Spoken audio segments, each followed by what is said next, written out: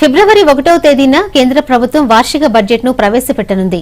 వరుసగా మూడోసారి అధికారంలోకి వచ్చిన తర్వాత మోదీ ప్రభుత్వం ప్రవేశపెట్టనున్న రెండో బడ్జెట్ కావడంతో నిర్మలమ్మ పద్దుపై భారీ అంచనాలు ఉన్నాయి.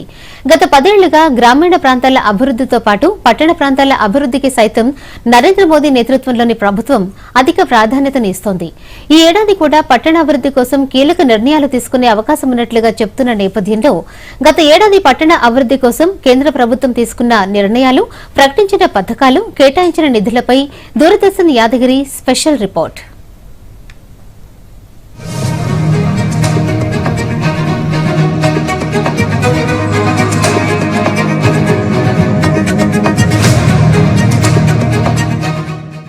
దేశంలో ఏడాదికేడాది పట్టణ ప్రాంత జనాభా పెరుగుతూనే ఉంది.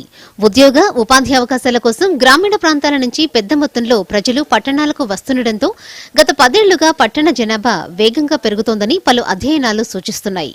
ఈ నేపథ్యంలో పెరుగుతున్న పట్టణ జనాభాకు సరిపడా మౌలిక వసతుల కల్పనపై కేంద్ర ప్రభుత్వం దృష్టి సారించింది. గత 10 ఏళ్లుగా పట్టణాభివృద్దిపై ప్రత్యేక దృష్టి సారించిన నరేంద్ర మోదీ నేతృత్వంలోని కేంద్ర ప్రభుత్వం వార్షిక బడ్జెట్లో ఏటా పట్టణాభివృద్ది శాఖకు కేటాయిస్తున్న నిధులను పెంచుతూనే ఉంది. ఈ ఏడాది కూడా నిర్మలమ్మ పద్దులో పట్టణాభివృద్ది కోసం కీలక ప్రకటనలు ఉండే అవకాశం ఉంది. పట్టణాల్లో అద్దె గృహాల్లో నివాసముంటున్న వారి సంఖ్య అధికం. ఈ నేపథ్యంలో 2024-25 బడ్జెట్లో పేదోడి సొంతింటి కల నెరవేర్చడంపై కేంద్ర ప్రభుత్వం ప్రధానంగా దృష్టి సారించింది. ప్రధానమంత్రి ఆవాస్ యోజన అర్బన్ 2.0 క్రింద పేదల గృహాల అవసరాలు తీర్చేందుకు ఏకంగా 10 లక్షల కోట్లతో గృహాలు నిర్మించాలని మోదీ సర్కార్ సంకల్పించింది. వచ్చే 5 ఏళ్లు ఇందుకు సంబంధించి రాష్ట్రాలకు నిధులు కేటాయిస్తామని ప్రసంగం సందర్భంగా కేంద్ర ఆర్థిక శాఖ మంత్రి నిర్మలా సీతారామన్ ప్రకటించారు. పట్టణాల్లో మౌలిక వసతుల కల్పన కోసం రాష్ట్ర ప్రభుత్వాలు, బ్యాంకుల భాగస్వామ్యంతో నీటి సరఫరా, మురుగునీటి శుద్ది, ఘన వ్యర్థాల నిర్వహణ తదితర ప్రాజెక్టులను చేపట్టాలని కేంద్ర ప్రభుత్వం నిర్ణయించింది. ఇందుకోసం దేశవ్యాప్తంగా 100 నగరాలను ఎంపిక చేసి బ్యాంకింగ్ ప్రాజెక్టుల ద్వారా మౌలిక వసతుల కల్పనను చేపట్టనున్నట్లు ప్రకటించింది. ఇక పట్టణాలకు ఉద్యోగ, ఉపాధి అవకాశాల కోసం వచ్చేవారికే కాకుండా పట్టణాల్లో వీధి వ్యాపారులుగా జీవనం సాగిస్తున్న వారిపైన కేంద్ర ప్రభుత్వం దృష్టి సారించింది.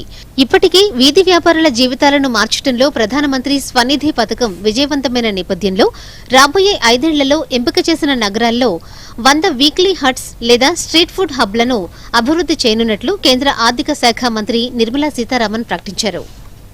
ఇవే కాకుండా 30 లక్షల కంటే ఎక్కువ జనాభా ఉన్న 14 పెద్ద నగరాల కోసం రవాణా ఆధారిత అభివృద్ది ప్రణాళికలను సైతం కేంద్ర బడ్జెట్లో ప్రకటించారు. అద్దె గృహాల లభ్యత కోసం సమర్థవంతమైన, పారదర్శకమైన విధానాలను అమలు చేయాలని నిర్ణయించినట్లు కేంద్ర ప్రభుత్వం ప్రకటించింది.